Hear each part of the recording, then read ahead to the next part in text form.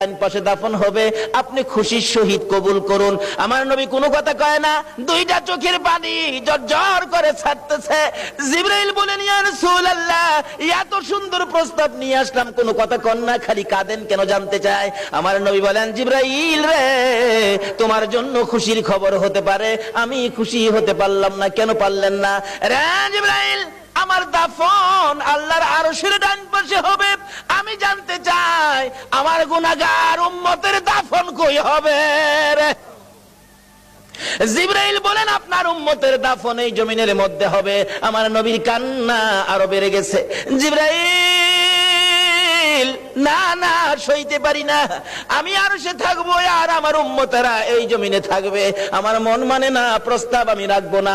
আমার পক্ষ থেকে একটা প্রস্তাব আমার প্রভুর দরবারে তুলে ধরো। জিবরাইল রে, আমার গুনাহগার এতিম উম্মতেরা যেই জমিনে থাকবে, আমি